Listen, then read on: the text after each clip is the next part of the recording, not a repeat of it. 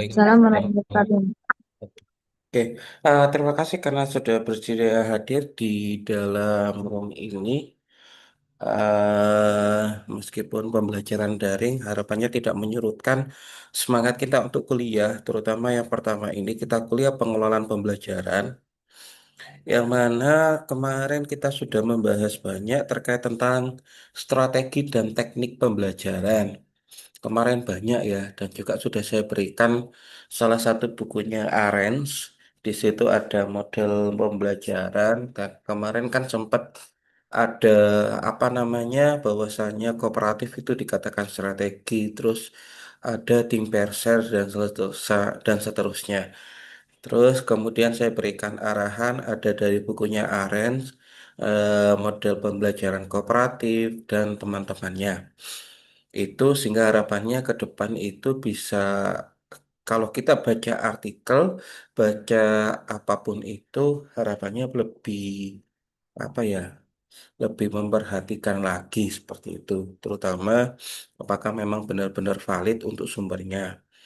Itu langsung saja untuk hari ini kita akan membahas banyak terkait tentang model dan pendekatan dalam pembelajaran, terutama bagaimana cara pemilihannya, dasarnya apa, sehingga kita harus apa, menentukan bahwasannya materi ini cocok untuk model pembelajaran yang A, pendekatan pembelajaran yang B, terutama sekarang itu ada pendekatan, bisa dikatakan pendekatan sih, yaitu pendekatan pembelajaran deep learning atau pembelajaran mendalam, cari ini ngono. Mungkin itu dari introduction dari saya. Selanjutnya dari yang presentasi, monggo disampaikan. Terima kasih.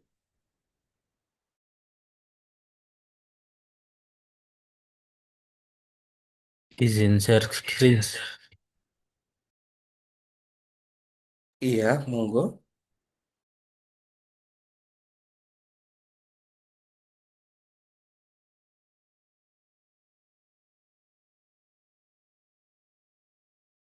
Sudah keluar apa, Pak?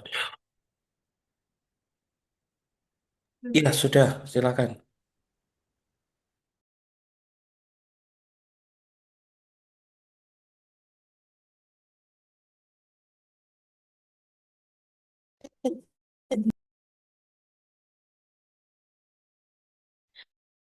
Assalamualaikum warahmatullahi wabarakatuh. Waalaikumsalam warahmatullahi Di wabarakatuh. sini saya dengan Zen mau menjelaskan tentang pendekatan dan model pembelajaran. Kamu tuh sih. Dicedik no arek-arek.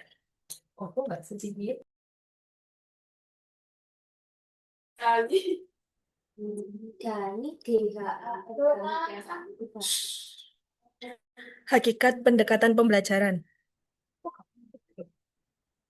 Pendekatan model, strategi, metode, dan teknik pembelajaran sering digunakan secara bergantian sehingga perlu dipahami secara tepat agar pembelajaran dapat dirancang secara efektif, efisien, dan bermakna.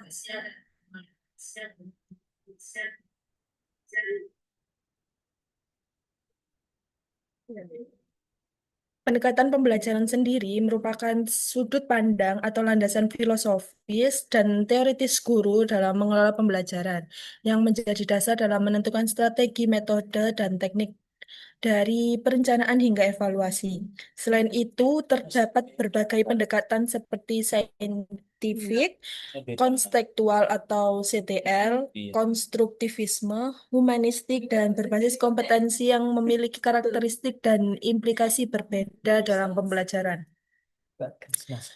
Yang pertama, pendekatan saintifik. Pendekatan saintifik sendiri yaitu pendekatan pembelajaran yang mengadopsi langkah-langkah melalui 5M. 5M sendiri yaitu mengamati, menanya, mengumpulkan informasi, menalar, dan mengomunikasikan serta menjadi alasan dalam kurikulum 2013 dan kurikulum Merdeka.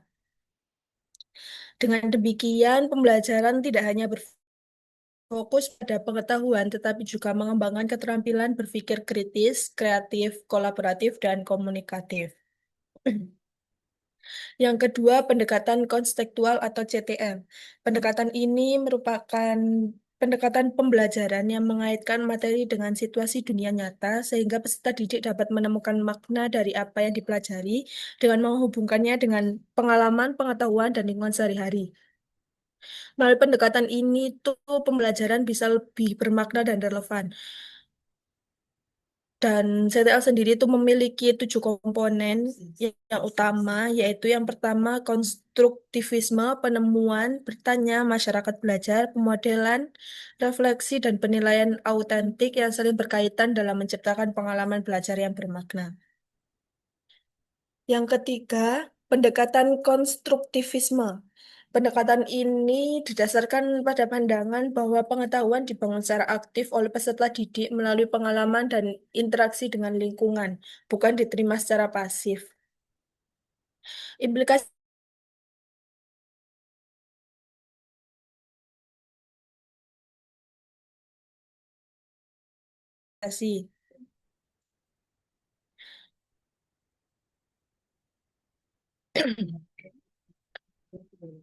Yang keempat yaitu pendekatan humanistik. Pendekatan ini menempatkan peserta didik sebagai individu yang memiliki potensi, kebutuhan, dan martabat yang harus dihormati dalam pembelajaran.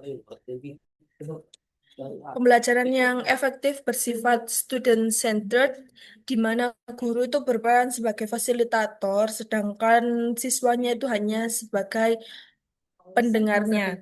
Implikasinya yaitu berupa pembelajaran mengutamakan pengembangan potensi dan keunikan peserta didik, mengaitkan materi dengan pengalaman dan minat, serta penilaian dilakukan secara holistik mencakup aspek kognitif, afektif, dan psikomotorik.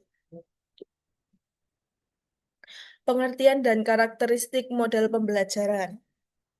Model pembelajaran sendiri yaitu suatu kerangka konseptual yang menggambarkan prosedur sistematis dalam mengorganisasikan pengalaman belajar untuk mencapai tujuan pembelajaran serta menjadi pedoman bagi guru dalam merancang dan melaksanakan kegiatan belajar mengajar. Nah, untuk model pembelajaran sendiri itu memiliki beberapa karakteristik utama. Yang pertama yaitu memiliki dasar teori yang jelas, terus mempunyai tujuan pendidikan tertentu, dan juga bisa digunakan sebagai pedoman untuk memperbaiki proses pembelajaran di kelas. Selain itu juga model pembelajaran juga memiliki komponen seperti langkah-langkah pembelajaran atau sintek, prinsip reaksi, sistem sosial, dan sistem pendukung, serta memiliki dampak berupa hasil pembelajaran langsung dan dampak pengiring. Jenis-jenis model pembelajaran. Yang pertama, model pembelajaran langsung atau direct instruction, yaitu model yang menekankan penguasaan konsep atau keterampilan secara efisien melalui pengajaran langsung dari guru, terutama untuk pengetahuan prosedural dan deklaratif yang terstruktur. Kelebihannya dari model pembelajaran langsung yaitu salah satunya itu sangat efisien karena bisa digunakan pada berbagai konten dan guru memiliki kendali penuh, sedangkan kekurangannya yaitu kurang mendorong kreativitas dan kemandirian serta berpotensi membuat peserta didik itu pasif jika tidak dikombinasikan dengan metode lain. Yang kedua, model pembelajaran kooperatif atau cooperative learning.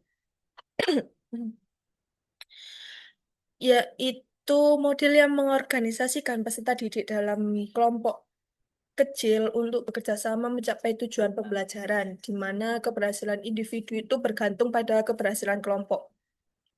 Di sini di model pembelajaran kooperatif sendiri itu memiliki beberapa teknik. Yang pertama itu STAD, Jigsaw, TGT, GI, TPS, dan NHT yang memiliki prosedur berbeda dan disesuaikan dengan tujuh serta dengan tujuan serta materi pembelajaran.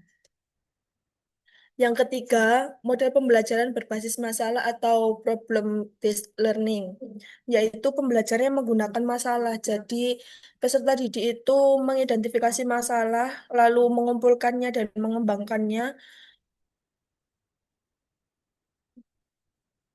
Di situ itu bisa menghasilkan siswa itu bisa mengembangkan suatu kemampuan kognitif, berpikir kritis, maupun bisa memecahkan masalah dan bisa kerjasama.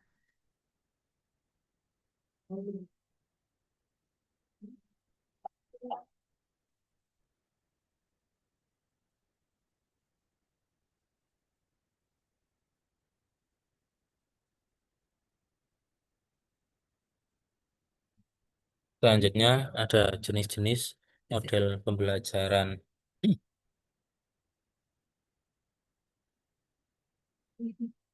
Yang selanjutnya ada model keempat, yaitu model pembelajaran berbasis proyek, yaitu atau project based learning. Itu di mana model ini itu model yang menekankan dalam model pembelajaran yang menekankan dalam merancang, merencanakan, dan menghasilkan proyek sebagai respon terhadap masalah kompleks dengan fokus pada pembuatan karya nyata yang dapat dipresentasikan. Nah, berbeda dengan PBL, di PBL ini lebih menitik beratkan pada proses produksi karya. Model ini memiliki kriteria utama yaitu sentralitas, pertanyaan pendorong yang autentik, investigasi, konstruktif, otonomi peserta didik dan refleksi, serta mendorong peserta didik menemukan konsep secara aktif. Nah, selanjutnya ada model pembelajaran inquiry atau inquiry based learning, yaitu model pembelajaran ini mendorong peserta didik menemukan pengetahuan sendiri melalui proses pengamatan, bertanya, pengumpulan data, analisis, dan penyimpulan, serta menekankan peran aktif peserta didik dalam membangun pemahaman. Nah, model ini itu berakar pada teori belajar konstruktivisme dan mengajarkan cara berpikir ilmiah dan proses informasi. Nah, ada beberapa jenis metode inquiry itu, yaitu yang pertama terstruktur, kedua terarah, yang tiga bebas. Di mana semakin tinggi bebas yang diberikan, semakin besar tantangan dan potensi perkembangan kemampuan berpikir peserta didik. So, yang ke metode selanjutnya yaitu model pembelajaran berbasis pengalaman atau experiential learning. Model ini itu model yang berbasiskan pengalaman siswa didik. Itu model yang dikembangkan oleh pengalaman oleh Kolb yang menekankan bahwa pembelajaran terjadi melalui pengalaman langsung dengan siklus 4 tahap, yaitu pengalaman konkret, observasi reflektif, konseptualisasi abstrak, dan eksperimentasi aktif. Dalam pembelajaran, model ini diterapkan melalui aktivitas seperti simulasi, role play, kunjungan lapangan, praktikum, magang, dan proyek yang menghubungkan teori dengan praktik.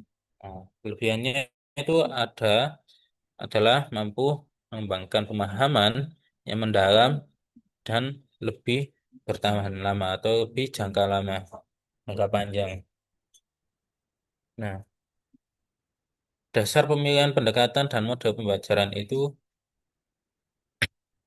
mulai dari dilihat tujuannya dulu, yaitu tujuan pembelajarannya apa dulu, yaitu tujuan pembelajaran merupakan dasar utama dalam pemilihan pendekatan dan model pembelajaran yang mencakup ranah kognitif, afektif, dan psikomotorik. Jika tujuan berfokus pada penguasaan pengetahuan faktual dan prosedural, model pembelajaran langsung lebih tepat. Sedangkan untuk pengembangan berpikir tinggi, pencerahan masalah, dan sikap ilmiah, model seperti PBL, Problem Based Learning, atau Inquiry, atau pendekatan saintifik lebih sesuai. Oleh karena itu, tujuan pembelajaran yang jelas dan struktur menjadi prasyarat dalam memilih model yang tepat.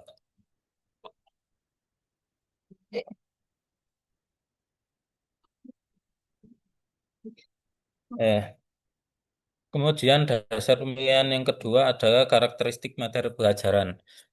Itu karakteristik materi pelajaran mengaruhi pemilihan model pembelajaran dilihat dari tingkat abstraksi, kompleksitas, dan keterkaitannya dengan kehidupan nyata. Materi yang bersifat prosedural dan struktural lebih cocok dengan pembelajaran langsung, sedangkan materi konseptual, interdisipliner, atau konseptual lebih efektif dengan model PBL, PJBL, atau inquiry. Selain itu, materi yang membutuhkan diskusi dan pertukaran perspektif di tepat menggunakan pembelajaran kooperatif, sehingga pemahaman karakteristik materi membantu memaksimalkan proses belajar peserta didik.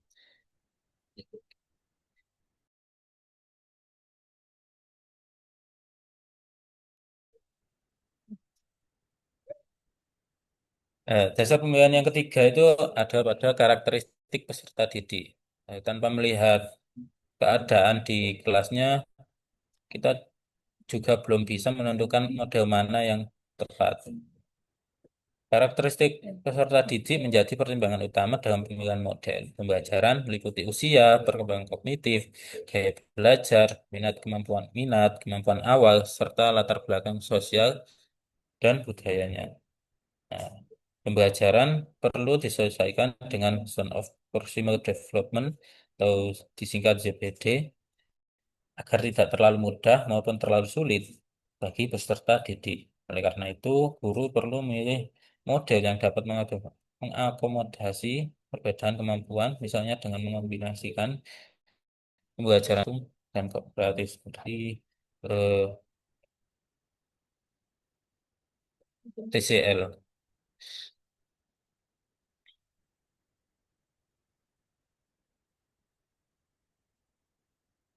Nah, dasar pemilihan yang keempat itu ada kompetensi dan ketersediaan guru.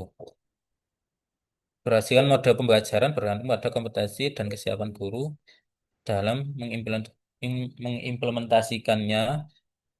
Tidak semua guru itu memiliki kemampuan yang sama, sehingga penerapan model seperti PBL atau inquiry dapat menimbulkan tantangan. Seperti yang pernah dibahas, ketika guru yang awalnya metode CTL terus menjadi TCL, itu guru berpikir keras supaya bisa nyambung, bisa masuk ke siswanya. Nah, guru perlu memilih model yang sesuai dengan kompetensi dan pengalamannya, serta secara bertahap mengembangkan kemampuan melalui pelatihan, observasi, dan refleksi diri. Yang kelima ada ketersediaan sarana, prasarana, dan waktu. Ketersediaan sarana, prasarana, dan waktu menjadi pertimbangan penting dalam memilih model pembelajaran karena beberapa model seperti PJBL dan pembelajaran berbasis teknologi memerlukan waktu dan sumber daya yang memadai. Dan terkadang dalam suatu sekolah belum tentu bisa melakukan seperti praktikum atau menampilkan pembelajaran melalui proyektor karena kan keterbatasan sumber daya. Jadi ketersediaan sarana dan prasarana itu juga penting. Namun keterbatasan tidak selalu menjadi hambatan karena guru dapat memodifikasi dan menyesuaikan mode pembelajaran secara kreatif sesuai dengan kondisi yang tersedia. Nah, kalau gurunya kurang kreatif juga termasuk eh, hambatan juga karena yang awalnya itu mengharuskan memakai atau lebih baik memakai lab untuk praktikum atau memakai LCD yang hasilnya tidak bisa kurang yang jadinya kurang maksimal. Yang keenam itu ada prinsip pedagogis.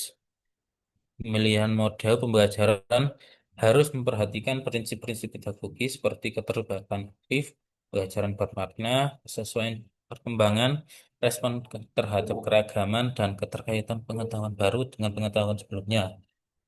Pembelajaran bermakna terjadi ketika peserta didik mampu menghubungkan pengetahuan baru dengan pengetahuan yang telah dimiliki, sehingga guru perlu memilih model yang mendorong konstruksi pemahaman bukan sekedar transfer informasi. Nah, contoh penerapan pemilihan mode berdasarkan konteks. Contoh penerapan ini itu menjelaskan bagaimana dasar pemilihan mode pembelajaran diterapkan secara nyata melalui ilustrasi konseptual, sehingga guru dapat menentukan mode pembelajaran yang paling sesuai secara pedagogis. Nah, contoh pertama itu ada pada pembelajaran IPA kelas 5 SD tentang ekosistem. Guru memilih model PJBL dengan proyek membuat miniatur ekosistem karena tujuan pembelajarannya mencakup soal HOT. Materi bersifat konseptual, peserta didik aktif dan senang bekerja kelompok sung sarana yang memadai. Nah, ada contoh yang kedua itu ada pembelajaran matematika kelas 3 SD tentang perkalian besar. Guru memilih mode direct instruction yang dikombinasikan dengan permainan karena tujuan pembelajaran adalah penguasaan keterampilan prosedural, materi bersifat terstruktur, peserta didik butuhkan bimbingan langsung, serta guru perlu memastikan tidak terjadi miskonsepsi. Direct instruksi itu instruksi langsung, jadi kan permainan dan instruksi langsung kan masih nyambung. Jadi ketika ada siswa dikasih pertanyaan gini buat permainan seperti 3 kali 5 gimana, terus kalau benar kayak mana, nah itu kan juga bisa termasuk permainan.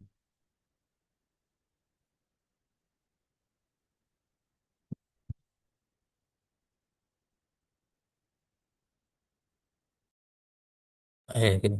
Kemudian ada hubungan antara pendekatan, model, strategi, metode, dan teknik pembelajaran.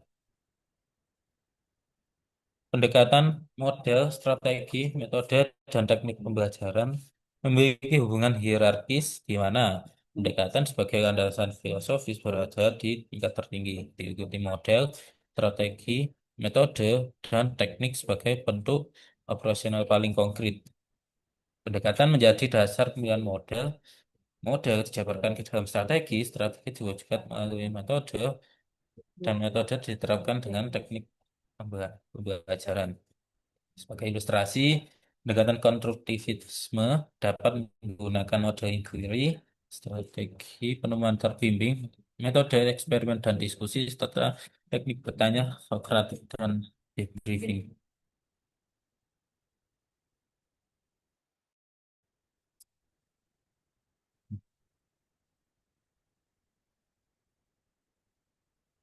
Implementasi pendekatan dan model pembelajaran dalam kurikulum Merdeka.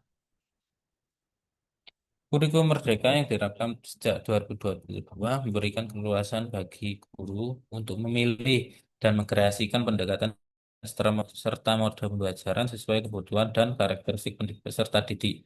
Filosofi pembelajaran terinspirasi Ki Hajar Dewantara, yaitu Bapak Guru Nasional yang menekankan pendidikan yang memanusiakan dan memerdekakan peserta didik.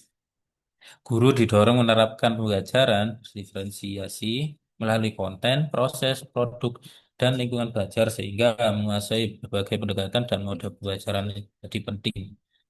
Selain itu, penerapan proyek penguatan profil belajar Pancasila K5P, P5 sebagai model PJBL basis nilai Pancasila mengajak peserta didik berkolaborasi dalam proyek nyata yang relevan dengan lingkungan sekitar.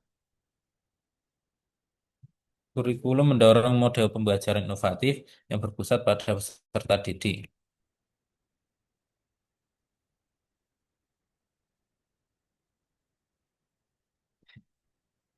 Evaluasi dan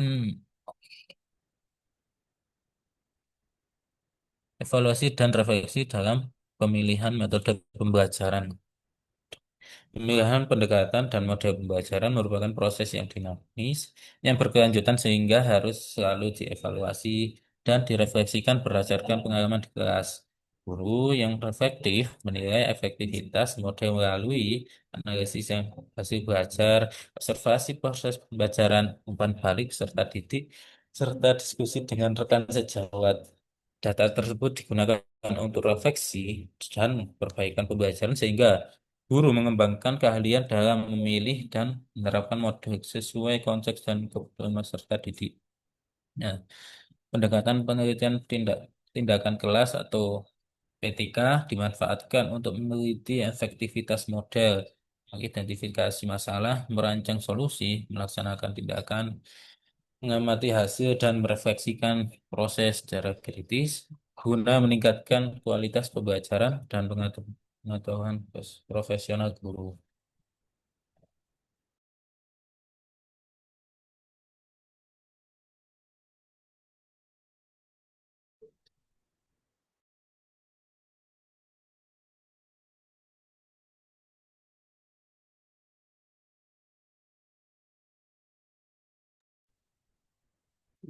Baik, teman-teman, apakah ada yang mau bertanya? Monggo kalau ada yang ditanyakan. Kalau ada langsung monggo, kalau nggak mungkin nanti coba saya memberikan sedikit review dari saya.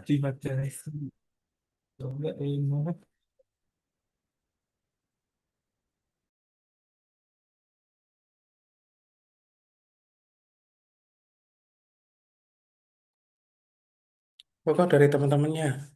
Kalau nggak nanti saya yang tanya saja, nggak apa-apa.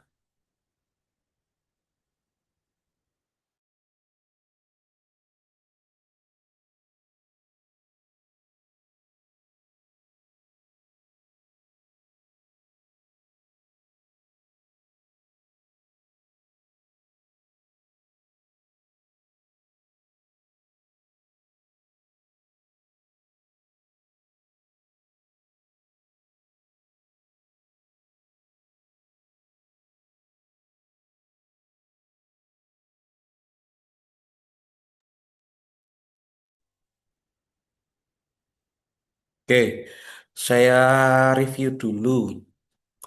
Tadi dari awal, oke sudah bagus secara keseluruhan. Apa namanya untuk model sama pendekatannya. Tadi agak singkat-singkat ya, yang di deskripsi apa pendekatan CTL, kemudian pendekatan konstruktivis. Lah, di CTL itu kan ada beberapa karakteristik itu ya, ada komunitas belajar dan lain sebagainya. Itu harapannya itu diceritakan, maksudnya dari masing-masing karakteristik itu seperti apa, biar temannya tahu. Kemudian kayak di saintifik, saintifik itu ada 5M, apa, menanya, menalar dan seterusnya. Itu maksudnya apa? Mungkin bisa diberi contoh satu apa RPP atau lesson plan atau modul ajar yang mana itu ada menggunakan pendekatan itu. Tuh. Contohnya lagi yang di model pembelajaran itu tadi katanya sudah bagus. Ada perbedaannya adalah salah satunya tadi ada model pembelajaran itu yang menjadi pembeda adalah beberapa hal. Salah satunya adalah adanya sintak atau fase. Lah, tadi sudah disebutkan kayak misalkan project based learning atau apa namanya itu ya project based learning ada initial problem atau ke apa itu tapi nggak dijelaskan harapannya dijelaskan kemudian kemarin kan sudah ya kayak model pembelajaran kooperatif kan sudah saya jelaskan ada contohnya di bukunya Aren itu fasenya apa kegiatan guru yang dilakukan guru itu apa. Syukur-syukur kalau mau ditambahkan kegiatan guru dan kegiatan siswa. Jadi tahu maksudnya pada fase yang ini kegiatan guru itu ngapain, yang kedua ngapain, tiga ngapain. Seperti itu. Oke, saya tampilkan lagi kayak begini. Zan saya share screen ya.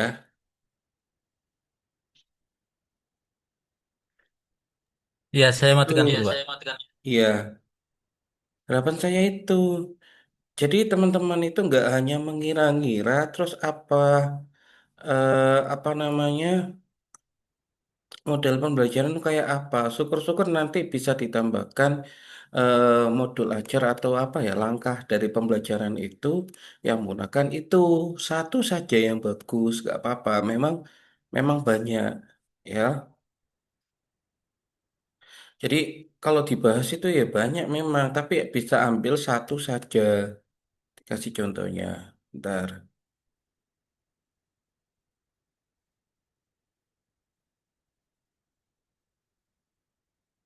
Kan kemarin tak kasih tahu toh,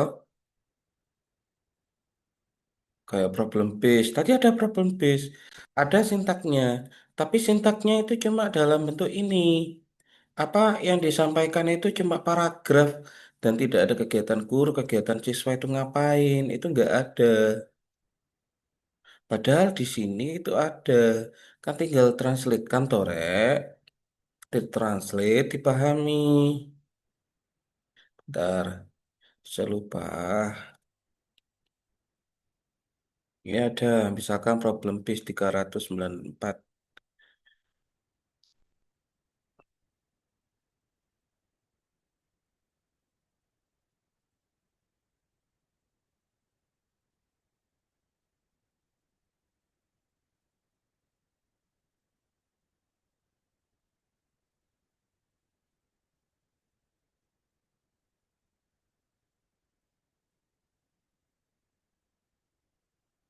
Nah, ini sintaknya. Ini kegiatan yang dilakukan oleh guru. Guru ngapain? Guru menjelaskan tujuan dari pembelajaran, mendeskripsikan dari pentingnya, kemudian memotivasi siswa, kemudian pada kedua mengorganisasikan siswa untuk belajar. Guru itu membantu siswa untuk mendefinisikan, mengorganisasikan belajar yang berkaitan dengan permasalahan itu. Jadi ini bisa ditranslate sendiri atau cari buku. Kalau nggak mau ini, bisa cari buku atau artikel terkait tentang sintaknya. Itu harapan saya begitu. Ya, tapi tadi singkat-singkat, oke, nggak apa-apa. Nanti bisa direvisi, bisa diperbaiki. Tuh. Kemudian, pendekatan juga sama. Pendekatan tadi kan sudah saya sampaikan itu sih. Monggo, itu review dari saya. Jadi harapannya nanti bisa dilengkapi lagi untuk next, untuk yang presentasi ke depannya. Coba biar teman-teman itu paham, tidak serta-merta ini. Nah, memang sekarang itu belum terasa pentingnya, tapi nanti ketika saya sudah PPL, sudah mulai mengajar jadi guru, mungkin ada yang jadi guru, itu penting.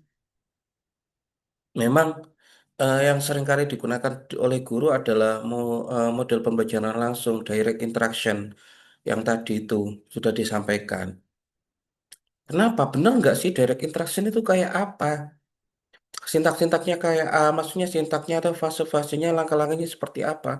Apakah itu memang yang dilakukan oleh bapak ibu guru yang ketika mengajar matematika sekarang ini? Nah, itu kekurangannya di mana? Sehingga itu cocok nggak untuk materi ini, sambil merefleksikan begitu, ya. Ekspektasi saya ke sana. Monggo silakan.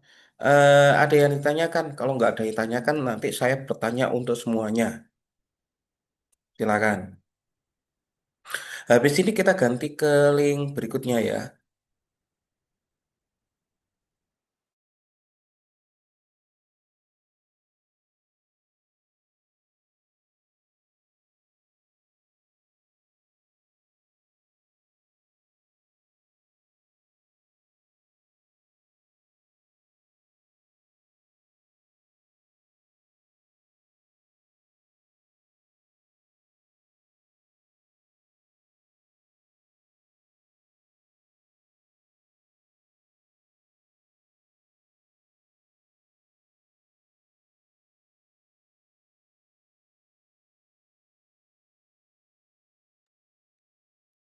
Oke, habis ini kita pindah saja ke link berikutnya.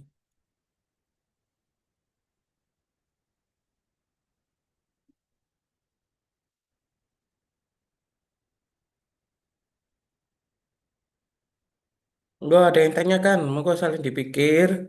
Nanti apa di link berikutnya kalau ada yang tanyakan monggo, kalau enggak saya yang bertanya. Nggih, di link berikutnya saja, Pak.